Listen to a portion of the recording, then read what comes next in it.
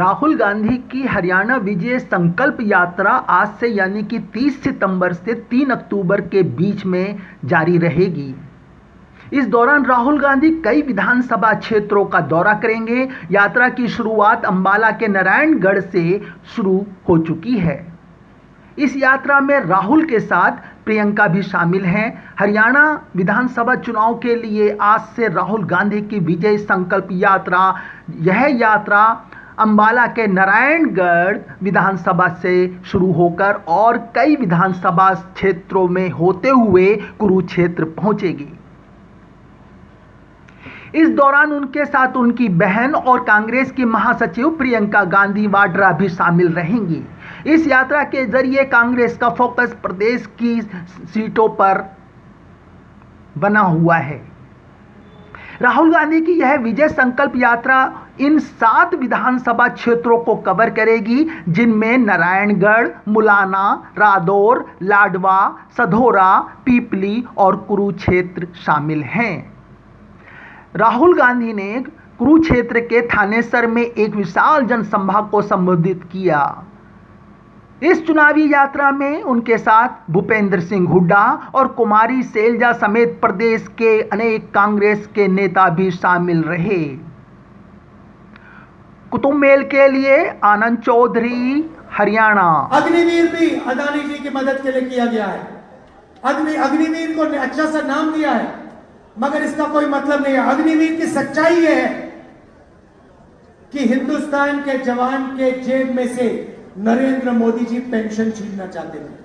वो चाहते थे कि अग्निवीर को पेंशन ना मिले, ट्रेनिंग ना मिले, इसलिए उन्होंने अग्निवीर नाम दिया और कहा तुम लोग अग्निवीर बनो, मैं तुम्हारी पेंशन छीनता हूं, मैं तुम्हारा भविष्य छीनता हूं, मैं शहीद का दर्जा छीनता हूं।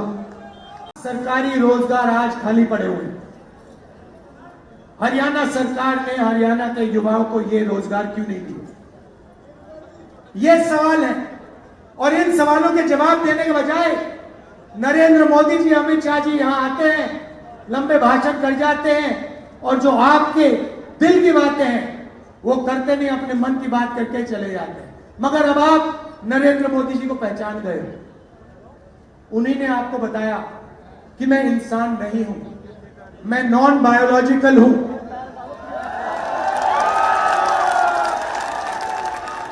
मैं नॉन बायोलॉजिकल हूं, आप लोग इंसान हो, हिंदुस्तान के नागरिक इंसान हैं, मैं इंसान नहीं हूं। मेरा तो नरेंद्र मोदी का सीधा डायरेक्ट भगवान से कनेक्शन है।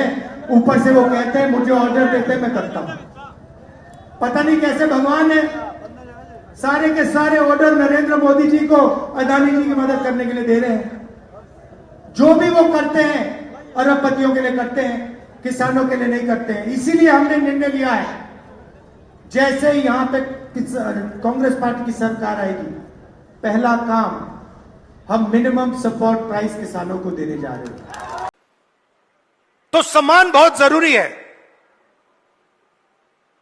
मगर पैसे के बिना सम्मान मिल ही नहीं सकता।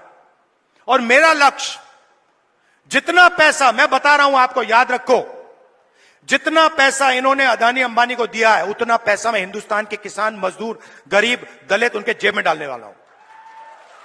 एक ना एक तरीका निकाल कर, एमएसपी दिलवाकर, कर्जा माफ कर मैं बता रहा हूं, जितना नरेंद्र मोदी ने इनको दिया ना, आप देख लेना, उतना पैसा हम कांग्रेस पार्टी में गरीबों को देने वाले हैं। ये जो बीच में इंडिपेंडेंट पार्टी आ रखी हैं, छोटी छोटी पार्टियां हैं, ये सब बीजेपी की पार्टीज हैं। इनका रिमोट कंट्रोल इनके हाथ में है। लड़ाई बीजेपी और कांग्रेस के बीच में है, विचारधारा की लड़ाई है। एक तरफ न्याय, दूसरी तरफ अन्याय, एक तरफ किसानों का हित, गरीबों का हित, मजदूरों का हित, और दूसरी तरफ अदानी जी और अंबानी जी जैसे लोगों का फायदा। Subscribe now and press the bell icon. Never miss an update.